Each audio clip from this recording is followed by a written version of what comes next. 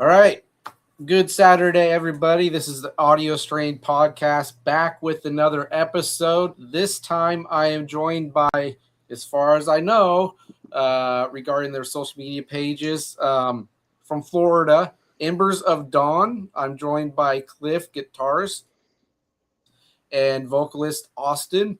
Thank you for coming on. This is going to be a fun one, I think, and I'm looking forward to getting to know all the things regarding your band, the beginning, the middle, up to present, and hopefully getting you guys some new fans in the process. Thanks for coming on. Thanks for having us. Yeah, thanks. No problem. So I've been sharing you guys around quite a bit at work, and especially with a friend of mine that I met on Facebook through a mutual friend who is a big Typo Negative fan. He's a big Fear Factory fan.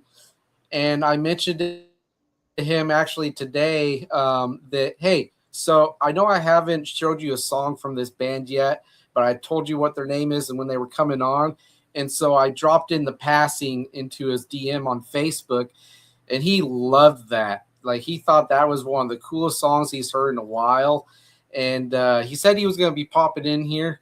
And just in general, the consensus I've been getting from friends at work and people I've shown is that you guys are killer. Like, you've got a lot going for you. The sound is awesome. Like, you guys like to call it like cyber metal mixing with industrial metal. And I definitely think that's accurate. And basically, if I want to start this off, at the start, man, let's just kind of go over when the band started to be thought about, and whether what we hear, from the first song up until the current song was always going to be the version of Embers of Dawn, sound-wise and conceptually. So how did it start? Who met who? Things like that. Okay. I guess I could take it. It's an interesting backstory. It's a little bit convoluted, but I think you'll get a kick out of it as far as, where it came from and where we are today. Going back in time, it's about early 2000s. I used to live in California, Santa Barbara, California, as part of the music scene out there, and had some friends out there.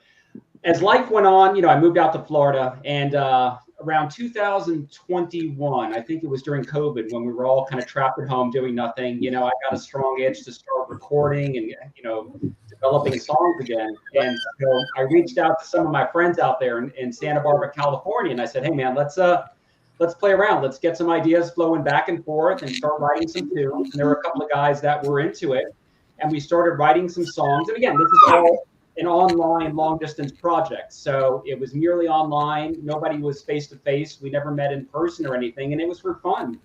We started recording, and at the time we didn't have a drummer. Mm-hmm. And one of the benefits of social media these days is, right, you're connected to anyone globally. You can reach out to anyone who you want to and see if they're available. So for drums, we're like, all right, man, we need a solid, great player.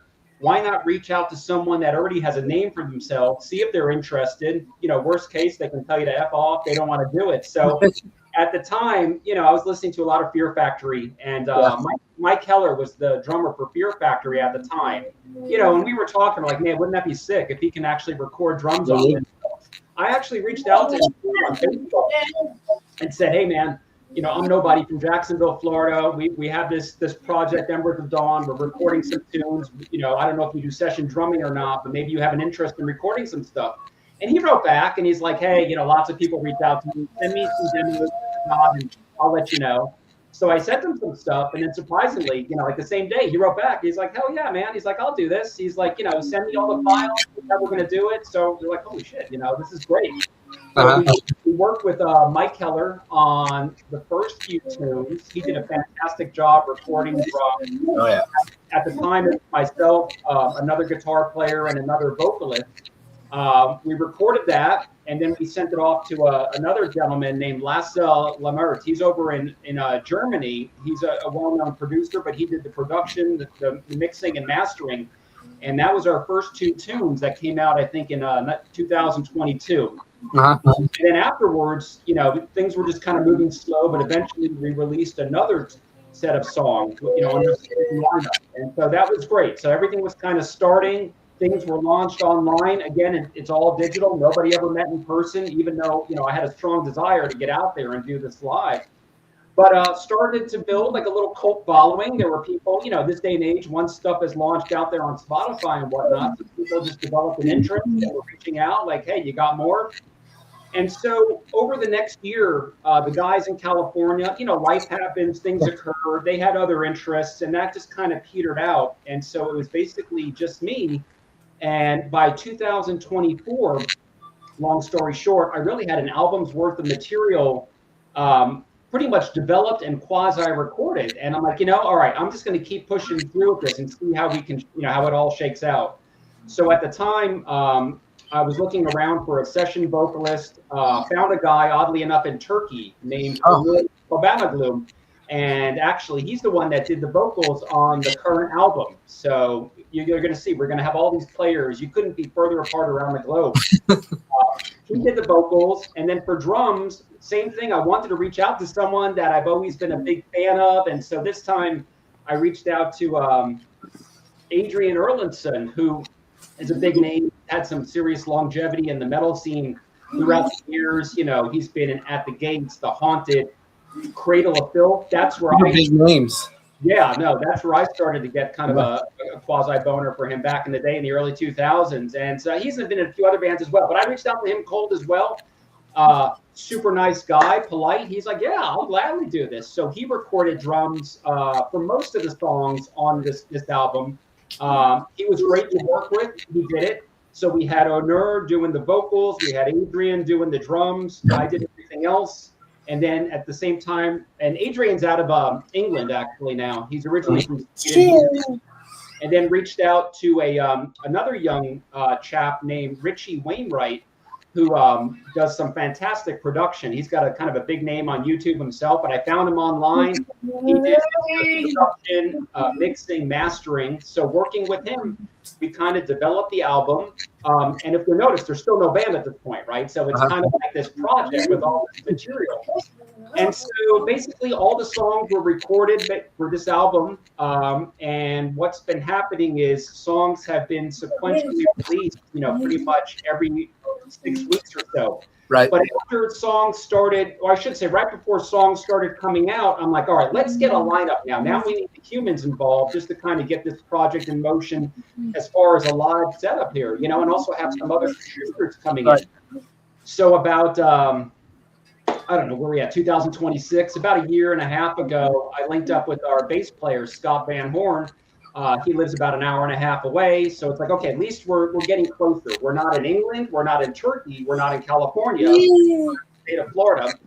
So we had Scott on board. And then we put an ad out for a vocalist. And we'll get into that story in a bit, how we met up with Austin. So then Austin got on board. And then, then we found a drummer. His name is Grover. And so, before you know it, this is going back about 5 months now. Now we have the humans involved. So we have two critical pieces of, material. You got the music, the content, and now we have the humans. And so now, we're starting to kind of start jamming, and now we want to start getting out there live, hopefully in the next few months. So we're still there. We're practicing. Songs are still being released. The full album, for this kind of cohort of material will be released in September. This album's called Eternal Culture. That kind of has, basically the session vocalist and Adrian on drums. That's how we're playing live. We're new material as well. So, we're all developing that more as a cohesive unit where Austin's been more involved in writing and stuff. But that's kind of the short story, in summary of like where it was, where it is, and we'll see where it goes.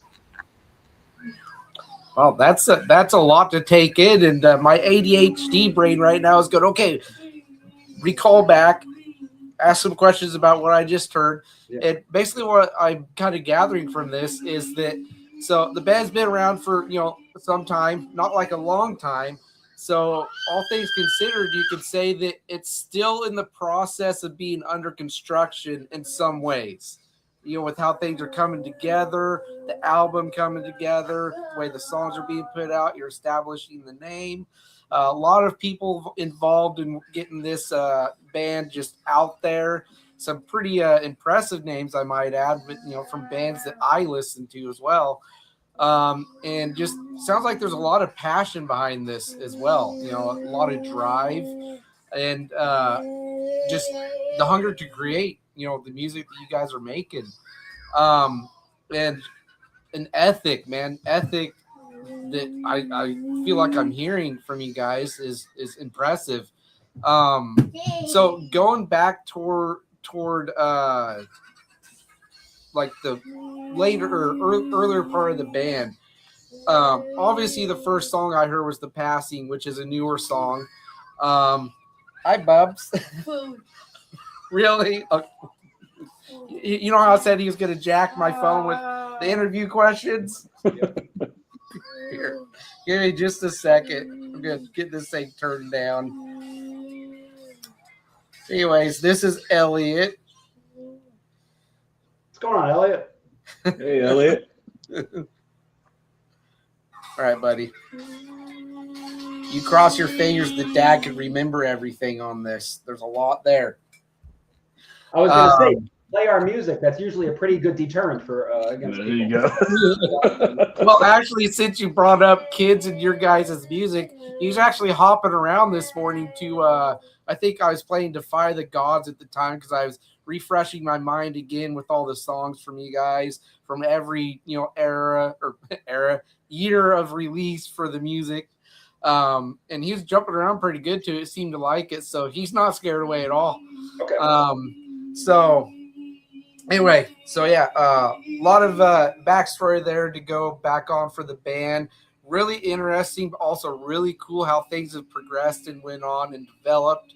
But I want to kind of start with, and forgive me if I botched the song title because, again, ADHD brain. So I'm just going to, in short, call it Angels. Okay. When that song came out, what were your thoughts when it got just released out into the wild? What were you thinking that people would say? Yeah. So that was the first release. It's called From Angels to Ashes. So that's when we had the original lineup, and that was with my buddy Greg Carrillo on vocals. We had another guitar player, Shane McPhee, that has Mike Keller on drums. Right. I mean, I'm biased. I thought it was sick, crazy, powerful, and it just launched out there. And a lot of people I know, they're like, oh. Some other people thought it was great. I don't know. There were mixed reactions, but of course, I thought it was kick-ass and solid. Yeah. And I've dabbled in a bit of recording throughout my life, but that was really kind of the highest quality production I've ever engaged in. And again, we had this guy, Lasse Lemert, doing the production, mixing and mastering. So quality, even if you don't even like that kind of music, I mean, you can't even really argue with the quality of it. I think it's no, you cannot. And I think it comes out of the gate as that's a good first release. Just hard, heavy driving right at you. So sure, man. I mean, I was fully energized, and I still am even to this day. And I think what's interesting, and we can talk about it, all these songs are different. You got some songs with high BPMs, low BPMs. You can hear all types of different influences in there. But no, that was that's a killer tune. And a lot of people, they've heard that one. They're like, man, if you guys or when you guys play out, even though it's older and you got a different lineup, man, you guys should think about playing that one. Most definitely. In Austin, before you joined the band or were approached, did you go and listen to any of these songs and kind of get a good feel for it and everything? So kind of like, I guess I can kind of talk about like when I was, so I was in the process of moving. So I'm originally from Tennessee. I spent some time in Dallas, Texas, spent some time in Colorado. And me and my wife were like thinking about making a move because my wife's originally from Jacksonville. And, I was like, okay, in my time in Colorado, I didn't really do anything music related. I was kind of like, I was kind of burnt. Like, I was like, I just don't feel like doing anything. And I was like, well, if we're going to move to Jacksonville, let me see if there are any bands that need anything. Went to, like Craigslist and all that stuff. And, and it was all Craigslist.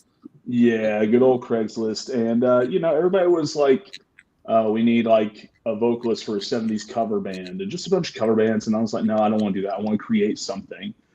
So I was scrolling on Facebook of all places, and I get this ad, and it's like industrial metal, Northeast Florida, worked with Adrian Erlinson and all this stuff. And I was like, okay, let me check this out. And I think the song that was on there at the time was on at that time. I think it was Eden Unknown. I think that had just released. And I was like, okay, I'm going to message him. So I messaged him. I was like, hey, I'm a vocalist. I've been doing it for 20 years, all this stuff. And he like messaged me back, and he's like, yeah, we're still looking. And so me and him got to talking and everything. And I guess he found out I wasn't a total weirdo. And, he's like, well, hey, like, when can you come down? And I was like, well, I'm in Colorado. I'll be down there in 2 days. I actually came down and visited for a little while. And then I had to go back. I met with Cliff. Literally, like, boxes are still in the house and everything like that. And I sat down and we started talking and everything. And I sent him some videos of like what I could do and everything. And I guess he liked it. So yeah, here we are. Here I am. Yeah. So that's kind of like that's the short version of it. Well, that's pretty cool. Going on what Cliff was saying about that first song, when I listened to that song, and even when I listened to Defy the Gods, I feel like the earlier stuff, you hear the Fear Factory in there, but I also was thinking to myself when I was listening to it, like, oh, I feel like I might hear like kind of like mid 2000s In Flames soil work, kind of in the guitar work and kind of how the vocals were going and everything, and just, the drumming and all that. And I was thinking, there's really a real wide array of, if those bands are influences to you, Cliff, and at that point in time for the people that were making music with you, that are being pulled from here. And what I really like about the way it's put together is how, how you get bands that are influenced by like, these big names, right? Sometimes they're not real big names. Sometimes they're, moderately big names, but the influence becomes the image of the band that's influenced by that bigger band, and the sound is almost like a copy and paste thing, right? Mm-hmm. Maybe for some that's hard to avoid, but what I appreciate about Embers of Dawn is that you can pick up the bands that you guys draw from, but it's your own thing. It's very varied for the sound from song to song. You don't just stick with one kind of thing or one theme, like vibe for a song. And it just, the creative blood in general is really dynamic. And I love that. I'm not so much a fan when I find a band and I feel like I'm listening to an existing, really established band. I'm like, well, that bums me out a little bit, because wouldn't it be more fun to just kind of work something up your own with those influences that's not kind of like copying the homework and calling it a different name, Yeah. Embers of Dawn is pretty unique in my head, even with the influences. Yeah, no, you're clever. You got it, man. I mean, there's definitely a big Swedish metal influence, the whole Gothenburg scene. And so, yep, you can pick up In Flames, Dark Tranquility, Arch Enemy. So there's a lot of that going on. Peter Topgren, I'm not pronouncing his last name correctly, but basically the leader, founder of Pain and Hypocrisy. I'm a huge fan, take a lot of influence from him. So there's a lot of riffage coming in from those guys. And like you said, you can find other bits and things from around. Some of the tunes are more gothic in nature, typo, Sisters of Mercy to a certain extent, Rammstein, you'll definitely hear a tune that's got that. So that's intentional. And I'm glad you picked up right on that. It's right. Hopefully we're establishing our own unique sound, but it's got influences coming all over the place. And really, it's not very American sounding, right? When you think about modern American up there. Yeah. Yeah. When I first saw or heard the clip of The Passing where I found your band, I wasn't thinking that it was a band in America. the States at first. I was thinking that it might be, Sweden or maybe Germany, somewhere just not in the States. So when I saw that it was Florida, I'm like, oh, that kind of makes it even cooler, because there's, I don't know if it's so as prominent these days as it was back in like maybe the 80s or 90s, but you would find bands from overseas that were kind of trying to take the Western sound of like metal and death metal, mellow death or gothic metal, things like that, to try and make it marketable in the States so they would sound like bands to a point from here. It's full, bud. Guess those Cheerios aren't good enough. You know what I'm saying? And so to hear a band in the States that pulls influences from bands like, that you mentioned, just I thought was pretty special. And it really made me kind of smirk to myself like, wow, that's neat. It's an experiment. I mean, number one, right, we're in America and we're curious. Once we start playing out, how will this go? But more so, we're in Florida, which I don't know, man. We'll see how this all shakes out in Florida as far as how it's accepted and stuff out there. I think there's a market for it and stuff, but nonetheless, it's some pretty cool tunes, that's for sure. Yeah, no, I think you guys will find that you're going to have quite a bit of support and love when you do start hitting out on those stages. That's my prediction anyway. Okay, thinking back to my notes for my questions. Thank you for stealing my phone, son. What are some more, and this is a question for both of you. How far back does it go for you as far as when you start to learn an instrument? I know this goes back pretty far. It kind of goes back before Embers of Dawn and everything, but I always like to ask this because it's interesting to get the answer. What influenced the decision to make music? For Austin to sing, for you to play guitar, just anything regarding that. Like, what would you say to that? Austin, you want to go or you want me to go? Yeah, I can go. I'm a young guy. I'm 32. Honestly, I'm very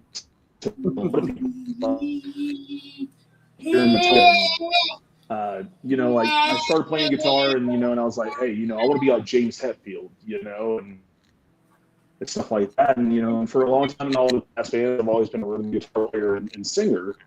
Yeah. But as time kind of went on and everything, like I focused more on the vocal aspect rather than being a guitar player. And so like I really kind of went with that. But like, and I draw influence from a wide variety of different, like, I like pop acts, I like pop singers, I like metal singers, I like, I can draw an influence from Frank Sinatra, and then I can also, listen to Will Ramos, and but just kind of figuring out what the voice can do. The guitar was more like a secondary thing, so I could have something to sing to and where I can actually start writing. But that's kind of like the really just I got fascinated with the voice. So I can like the Mongolian scream, growl, sing, croon, whatever. So, but like, yeah, it all started with Metallica, and then I guess if I had to pick my other favorite, would be Patton, Faith No More. Oh man, huge influence for me. Yeah, Mike Patton, that's a quite remarkable voice in that guy. Oh, but yeah. That's pretty cool, man. All of his things, and that's kind of where it is for me. Man. What about you, Cliff? What was the original question? Where we got the passion, the start, just the music? Basically where the fire for the passion first got its spark for music, basically, yeah. Yeah, I've been playing guitar forever, since I was about 10 years old, and I think what really got me into it, back to the 80s metal, Iron Maiden, Ozzy, Metallica. And a lot of the guitar players, you know, what really got me into it, you know, a lot of these kind of, I don't want to say B-rated, but the lesser, you know, you got your, you know, your Eddie Van Halen, Steve Vai, that tier, but guys like John Sykes and Whitesnake and Vivian Campbell Dio, just got really turned on to that stuff, especially with Dio stuff and Whitesnake. And it just got me fired up and wanted to play and play. You know, I've always been a metalhead forever, you know, and things have just kind of evolved. I'd say in the past 10 years, I've definitely have catered or gravitated to more kind of industrial metal stuff. That's just kind of like my liking now, but it's always just kind of lit this fire. And it's like, wow, I hear stuff and I'm like, man, that's a great tune. It makes me want to record and create by hearing that. So it's been there. It's in the DNA, you know. Got another full-time job career on the side, but this is like, there's something passionate about it, you know, that just there's a need to just create and perform, you know. Yeah, I relate to that actually. You know, the like I said before we went live, that's why one of the reasons why I started a podcast. I want to, in some form, create in the realm of music. And so my answer was just one day at a friend's house in his kitchen, and I made the joke, I should start a podcast. And he kind of chuckles. He goes, a podcast? He goes, that makes sense because you're constantly talking about music. And so just as a little side tangent, I like to mention this. A band called Simon Says, they were in the new metal scene back in the early 2000s. They were with Hollywood Records for like 2 records. They've been my favorite band since like 2000, 2001, you know. Some folks might not find them to be anything too special, but, you know, I hear something that's unique to them. So that's why I love it as much as I do. But I always wanted to come back. And one day, the manager for a band called Taproot posted or reposted a post from Taproot mentioning Simon Says, that their music's finally coming to streaming. And I'm like, wait a minute. And so I type in Simon Says in the search bar for Facebook, and they had a page come up. And so I start hyperventilating, freaking out, like this is real, because I've been wanting this for over 20 years, right? And so they came back, and they've been back for, you know, a couple of years now, releasing new songs. The singer was my very first interview on the podcast, you know, which I thought was just like batshit. Like, I have the singer from my favorite band on my screen talking with me back and forth, no interruptions. What are the odds, right? So that feeling of creating in whatever sense that you're talking about, I feel that, man. It's like this, and it's never satisfied. I feel like it's always wanting to go further, do something else, you know, and just see where it goes, you know. So I relate to both of you and what you said for why the path in music is what you chose outside, of course, like you said, your day jobs, you know, the good old 9 to 5. Yeah. But real quick, Cliff, what are the other industrial bands that you might be talking about that you mentioned influenced you growing up and when you started to play guitar? Maybe Static X by chance, or, you know, Ministry? Early on, no, I wasn't really even that into industrial metal per se. So these are all just your standard metal bands, like, again, Ozzy, Pantera, Iron Maiden, all that stuff. So in the past 10 years, I kind of shifted an interest. And one could argue what I'm about to say, is that really industrial metal? So I'm envisioning more bands like Fear Factory, Team. So, you know, I appreciate and value other, you know, more straightforward bands like KMFDM and whatnot, but I like the heavier stuff like Fear Factory, Team, Static X, Ministry, big Ministry fan, things like that. Another great band, actually, that's new is Verona on Venus. I believe I know them. Yeah. Funny backstory. So that's with Mike Spreitzer, who was in Devil Driver. When I was in California, we were in a band together. So we were in a band, No Love Lost, and then that didn't work out. He moved into Devil Driver for about 20 years.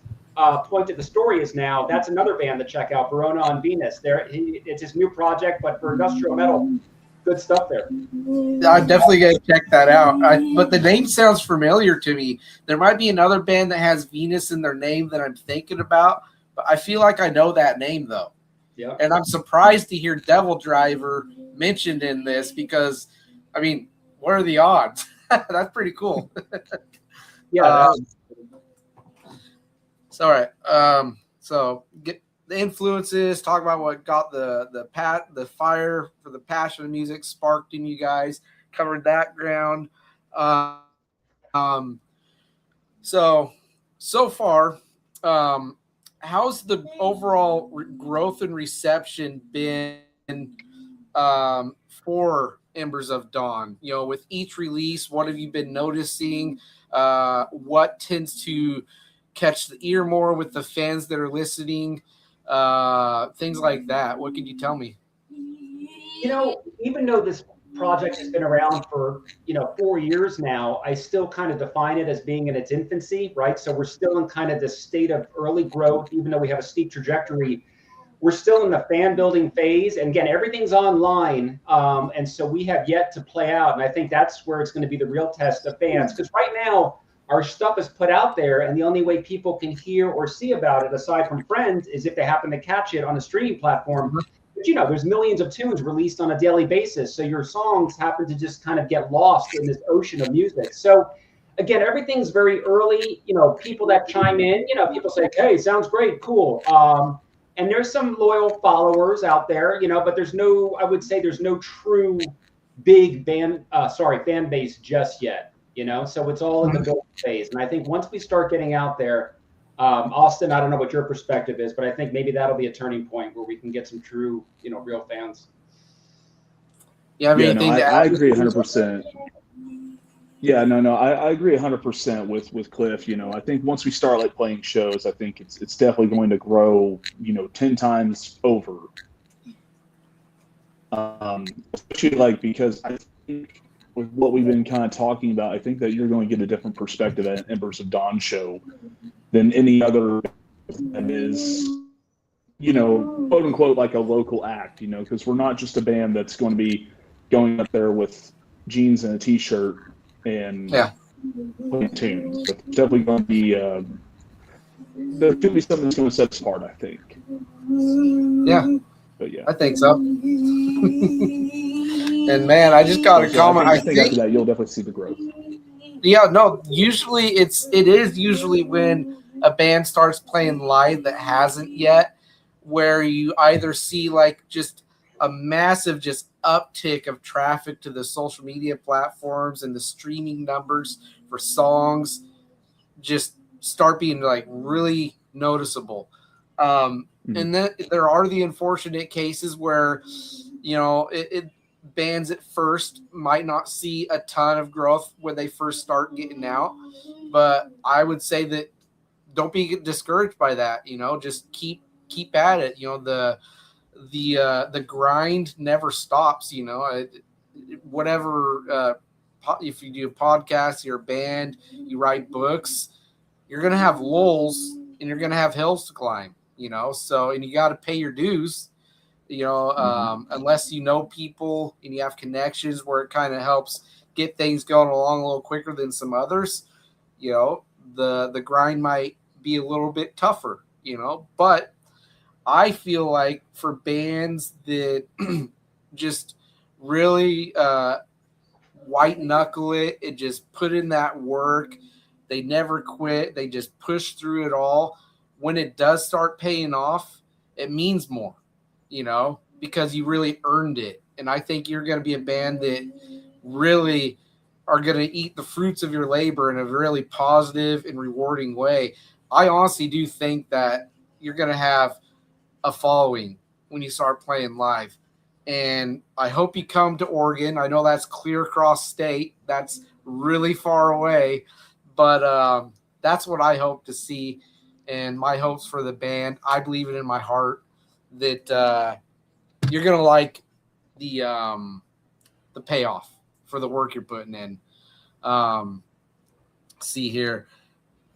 To get to my next set of questions, I think it started to go towards the album that you are working on and have been working on for several years. Infernal Culture. I was almost afraid I was going to get the name of it wrong because when I was writing the question down, I'm like, okay, I know it's culture something. I'm like, okay, I gotta go cheat had to go to Instagram or Facebook and get the album title. And I love that title, by the way. I want to ask what it means in regard to, the overall picture for the full album.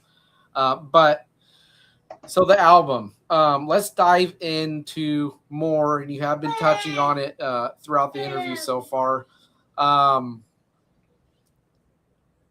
Overall, what is the struggles versus how would I want to word this? The overall experience with the album, the time it's been taking to make it. What's it mean to you?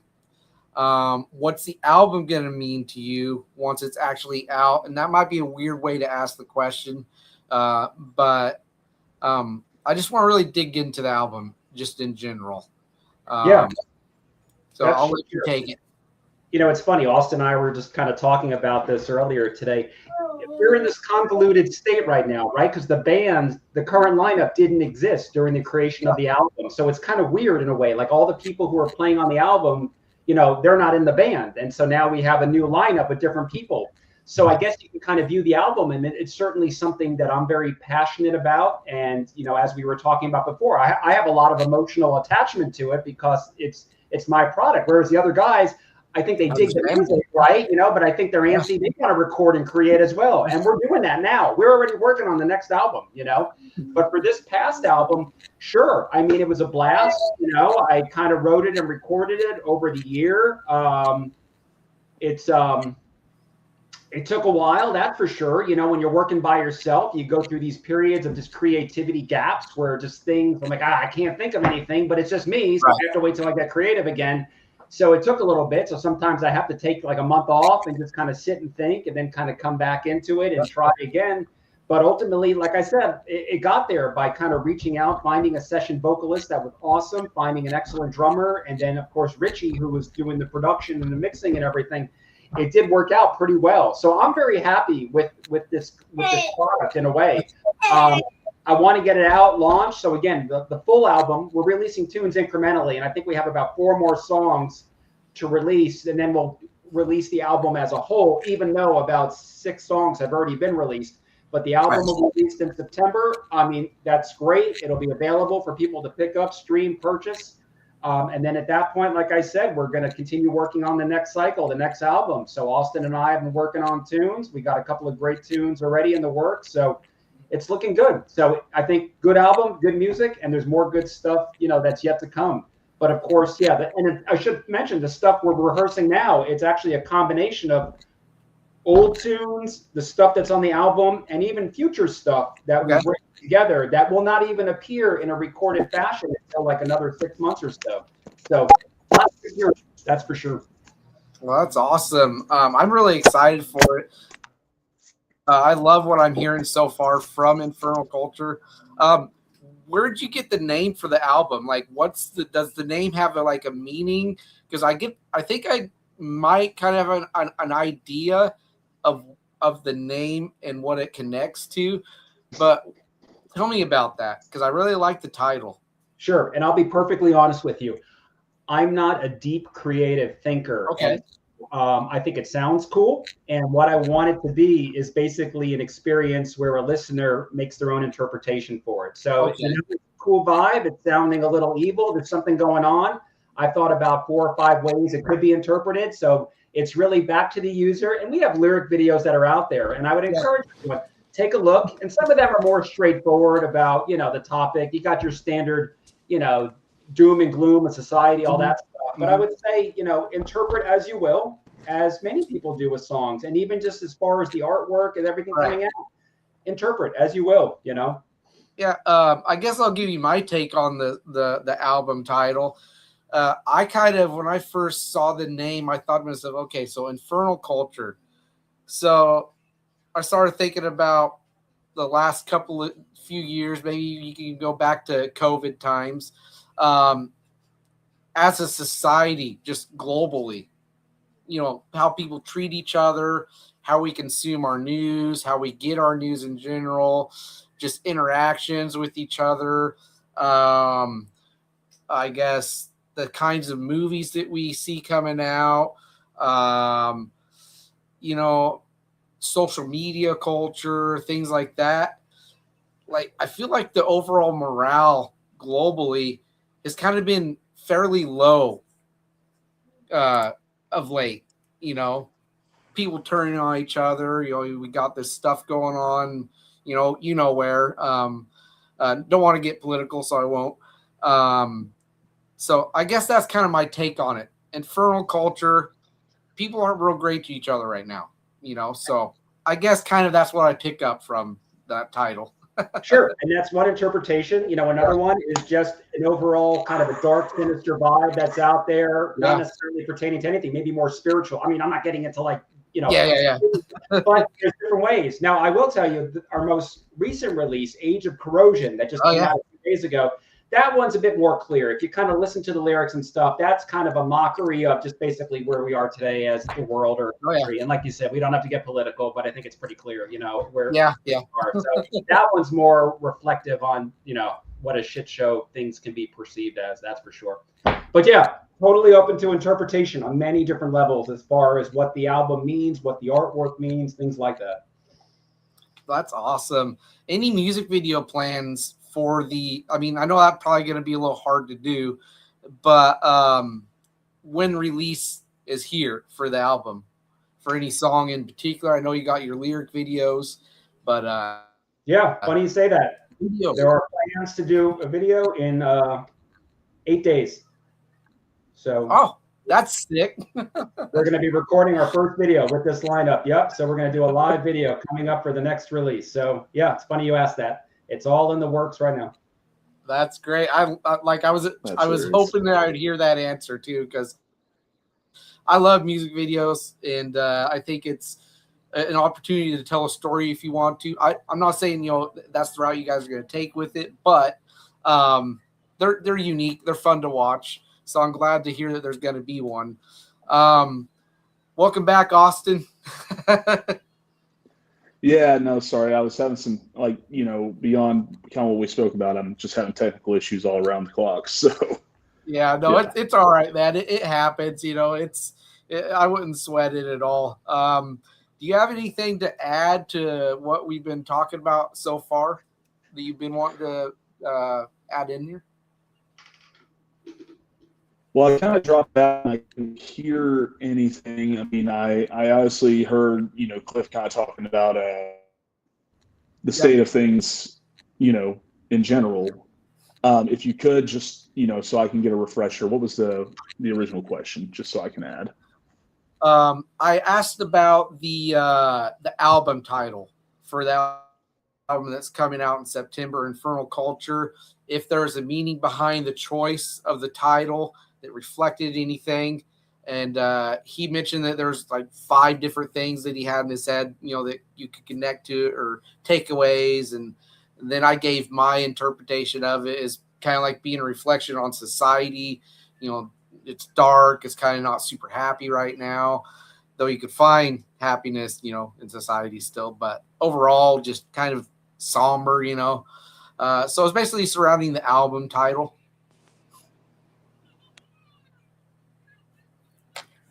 He's still having issues. I think. Yeah. No, I get it, man. Internet issues are a pain in the butt. It's all over. Even you're still kind of coming out a little bit. I mean, we're getting through it, but it's good. Yeah. But yeah, it's funny. I mean, overall, all this stuff that we're writing, yeah. I mean, Embers of Dawn is like a dark, somber band. Like, you know, lyrically and thematically, you know, it just wouldn't fit writing about like, yeah, hey, baby, let's go to the beach and, you know, hang it. It's not going to work. So let's go to the mall and shop. Yeah. You know, dark, doom, blah, blah, blah, all that kind of stuff. Yeah. Hey, you can call Comcast if you want and scream at them. I would totally get it. We should put that on. This is call them live. Yeah. This is a other thing that's going on. Okay. That's causing this one. Yeah. Sorry. Hey, it's no big deal, man. Don't worry about it. If you got to take care of something, I encourage you to do so. It's not a big deal. So that's awesome. So Infernal Culture, September is when you plan to have the full album out. I'm excited for that. And for those that are watching, again, September, full album Infernal Culture, out by Embers of Dawn. And now I want to kind of transition to the music that's been being made with Austin, doing the vocals and things like that. What can you tell me about it? What can we say about it? Cliff, can't we say? It does not suck. Just like the former music, we could say that. No, it's cool, man. You know, it's good to have Austin involved. We've where are we at? You know, we're jumping around a few tunes. We have 2 of them that we have music and vocals fully recorded, so like a high quality demo. It's looking good. You know, things are getting a bit more melodic, you know, versus Honor, who was doing the session vocals. You know, you're going to hear there's a lot of like, you know, growling and stuff on that one. While it is heavy, we're getting into more melodies, harmonies, things like that for stuff with Austin. So, I mean, it's looking good. That's for sure. You know, I think once we get into a groove, we'll certainly be able to record things a little bit faster. I would think there'd be a relatively quick turnaround as far as really the next release. You know, this whole time I've been working on riffs and ideas. So even though we have 2 songs that are just about at completion as far as a high quality demo, there's about 4 other songs that are in bits and pieces here and there, and, you know, talking about doing some more covers and stuff. So covers. Yeah. Man, cover songs. You know what I notice these days is it's usually, and it's fine, this that I'm about to mention, the really popular songs that get covered. I love when the more obscure songs get covered too, that are known, you know, but don't have like that cult following or that aren't viewed as like the iconic songs. Yeah. So on the topic of cover songs, what would you say you look at when you consider covering a song? What makes you want to do it? Well, let's see. If you know, there's 2 things. So you're talking about more cryptic underground songs. So the positive about that is you'll have novelty. No one's really doing it that much. But the negative is if you want to kind of get your name out there, you know, you gotta kind of do. So that's where it's at. You got to think about, you know, why are you doing this? Are you doing it for yourself because it sounds awesome and creative? Right. Or are you doing it as a PR attempt to try to catch on and stuff? And I'll admit, you know, in the past, we did a Typo Negative cover, Wolf Moon, you know, not their most popular song. I've loved it.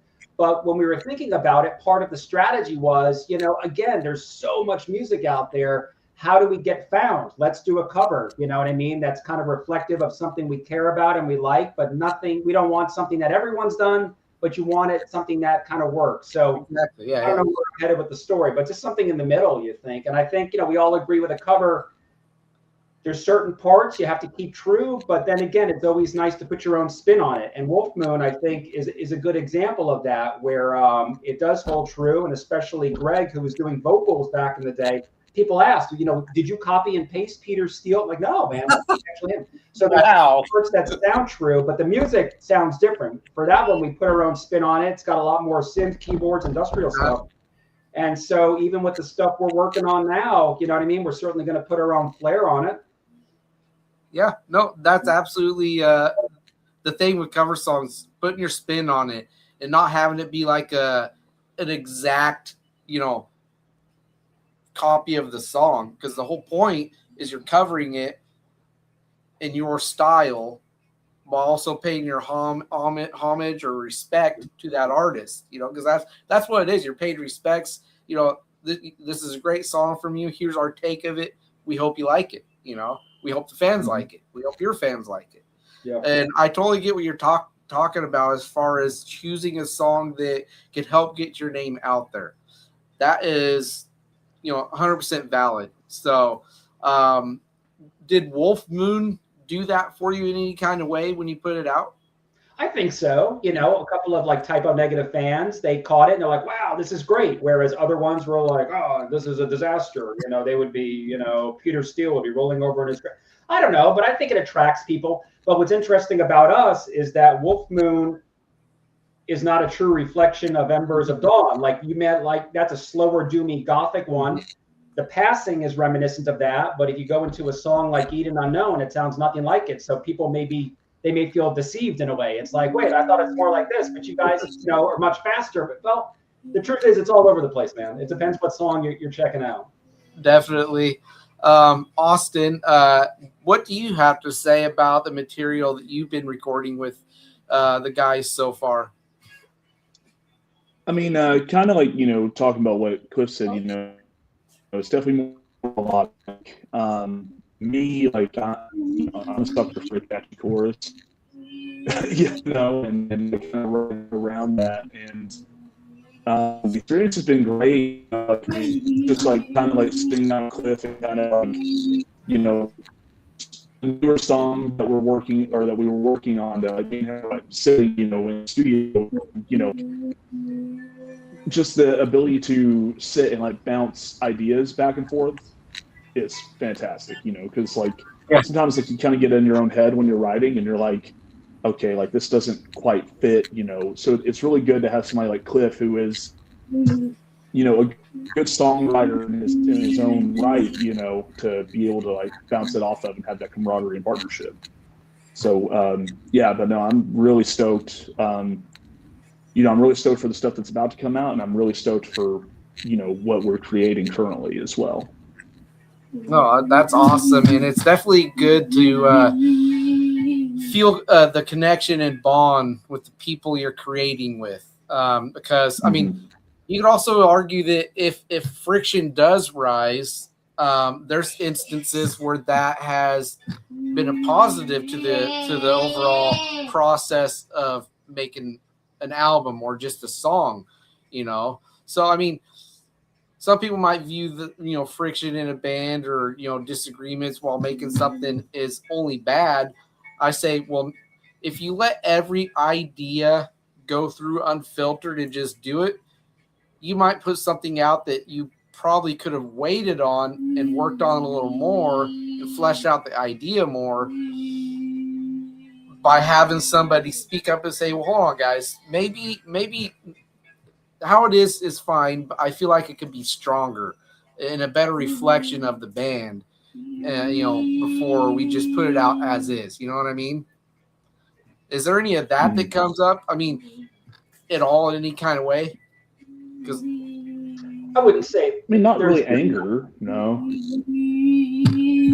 But there's development. Like even the songs that are already recorded as we rehearse as a band live, people will be like, "Hey man, why don't we change this around a little bit? Why don't we go to halftime in this section?" So things are, people are kind of infusing their ideas. Like Grover, the drummer, is putting in some new things. So it's all open to change and as need be. And even with the new stuff, it's been cool. We bounce around ideas, and we're like, that one's not working. Try something else. But we do good chemistry writing where it's like, here's some riffs, and he lays down a vocal track, and the way he's doing it and his inflections. I'm like, yeah, that's exactly what I was thinking too. So it's been good, and I think we've all been doing this, even though this band is new and in its infancy. We've all been doing this for years and years and years. Oh, yeah. With our own band, so we kind of know what we're doing, really. To a certain extent. Yeah, that's good. Do you have anything else you want to add to the stuff that you've been a part of, Austin? I know that it's kind of glitchy for you when you talk on my end, and oh, really? I don't know if that's frustrating for you, but if you have anything else you want to add, you feel free, man. I mean, I'm just excited to see what is to come.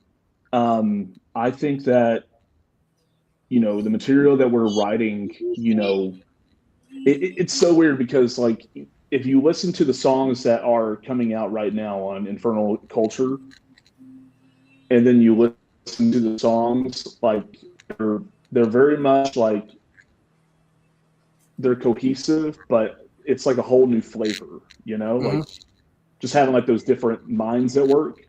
And I'm just excited for everything. I'm excited to get out and play. I'm excited to just see kind of how far we can take it. And, like I think you mentioned earlier that you want to see this come out to Oregon. I mean, that'd be crazy. Definitely like, yeah.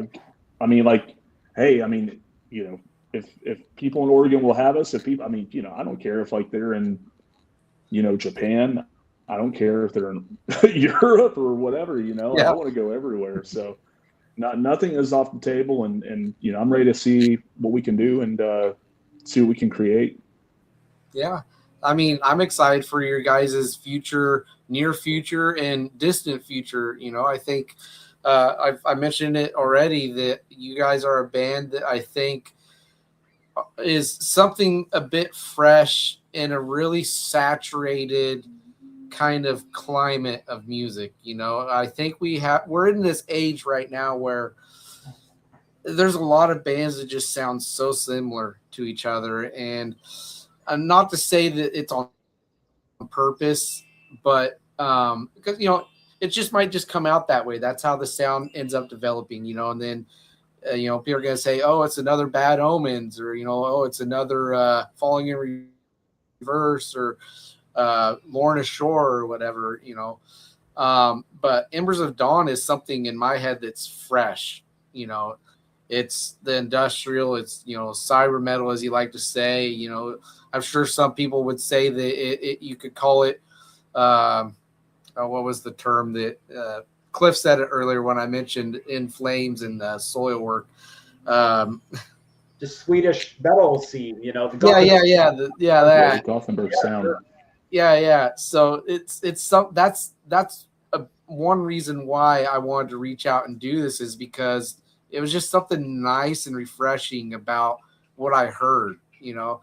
Yeah, I drew some connections to bands when I heard it, but not in that way of like, oh, this is exactly like them. If it's only that, then why should I bother?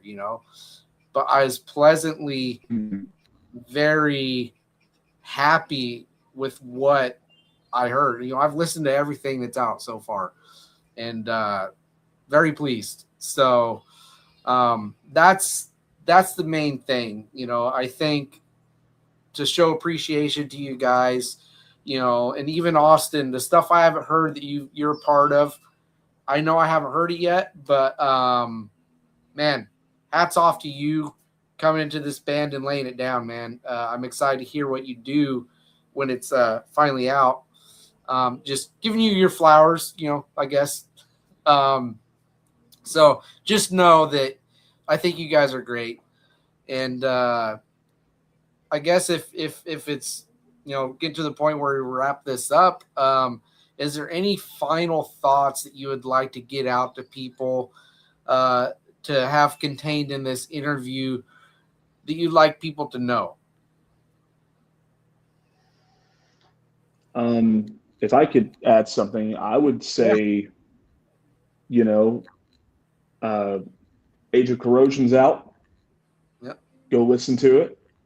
Definitely keep because like we said, we are making a music video, in 8 days. And honestly, for the song that we're doing is my favorite song on the album. So it's definitely something that you want to go see. It's definitely something that you're going to want to partake in. Yeah, I mean, that's all that I would say. I do have actually a question for you, Will, but I'm going to let Cliff, see what he has. I mean, I was going to say the same thing. I think a good reflection of who we are. Go check out Age of Corrosion, which is released now. I've described it in the past. And it's as if Fear Factory, Lamb of God, Pantera, and a few others had a big orgy, and then this is what came out. Essentially, this is the offspring of that. Essentially, you'll see all those influences, but again, it's unique, but you hear those influences embedded there. And then the next release, you'll see what's come out. That is probably, I'd have to say, perhaps if our strongest song, and I think that's going to be the biggest. So that's why we're lining that up with a video, which I think is just better to capture the audience. We can only take a lyric video so far. We haven't played out. No one really knows who we are personally. This is actually kind of one of the first times you're seeing humans involved live here. And so all people have heard is music that's streamed, lyric videos on YouTube. Now we need to kind of pick up the game and do a real video with the current lineup. So it's all good. We'll get the video, we'll start playing out, and then we'll see how Swedish influenced metal does in Jacksonville, Florida. Well, I feel honored to be of the first to show actual humans regarding the band. That's a badge of honor I wear. There you go. Yeah. So I guess the question sorry, go ahead. No, I was just gonna say you go ahead and Okay. ask a question now. Oh, okay. Well, Will, what would you say is your favorite Embers of Dawn song? Because you said you listened to all of the tunes. I kind of feared that this was coming because I have a hard time, honestly, picking. But I shared with you earlier, Austin, that one that I really love right now is Defy the Gods. It's not my favorite song so far from Embers of Dawn, but it's definitely up there. But I'm really fond, and it's probably because it's the first one I heard of The Passing, though. Like I love it. I can't help it, but I definitely want to say that Age of Corrosion is also up there too. I honestly get a lot of ministry from that song, just with the vocals, the way they're laid out, and just the intensity of the song. But I would say those are probably top 3 right now. Defy. I think you're referring to Defy the Day. So Defy. You got yeah. You got The Only Gods and you got Defy the Day. But Defy the Day, they're both good tunes. But Defy the Day is that's a kicking one. Yeah, Dyslexia. That's what that was. I was thinking of both of those songs at the same time, and it just. I promise I know it's what all I'm good. talking about. But that's cool, man. That's great. Hey, I mean, that's I'm in the band. I'm the band for the longest time. I was Age of Corrosion of Conformity, so it's all good. Yeah. So, no judgment on my end. Yeah, nope. But what are you doing back there, buddy? Oh, well, I guess we're at the end of it. I guess. I think it's been a fun time. You guys have been really fun to talk to. Apologies that the connection wasn't super solid for the viewers. It happens. We can't have everything go smoothly every time. But big thank you to Cliff and Austin for joining me from Embers of Dawn for today's episode. And again, you can find them on YouTube, Instagram, Facebook. I didn't look on TikTok. I kind of like to stay away from that platform. I'm not a big fan of TikTok. I never have been, but it's been a pleasure. I loved hearing what I did about the band and the songs, what drives you. Those are things I love picking the brain about. So please, everybody, newest song is Age of Corrosion. Again, please go check that out and check out the back catalog too. There's nothing in there that you won't like. I'm going to give you my guarantee on that. And if you say I'm wrong, you can blame me. Okay. Because I hear it's subjective. So, yeah. Any last things before we wrap this up? Just thank you to you, man. Thanks, Bill. Thank you so much. I mean, thank you with us, man. You got a great podcast going here. Yeah, I do my best. It's still a work in progress, much like your band. It's still in its early. It's only just over 2 years old, so I think you'd be my 104th, 5th episode, I think, so far, if I do my math correctly. But yeah, no, it's mutual. Loved having you guys on. Definitely would love having you on again when it makes sense to do another episode, maybe with more of the band that's current iteration. And this will be available for the viewers to watch on YouTube today. It could be within 20 minutes of wrapping this up. It could be within the next couple hours, but it will be available to share around.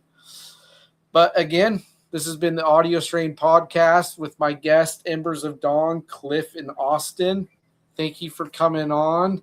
I wish you guys the best. Have a great weekend. Yeah, we'll be in touch. Peace. See ya.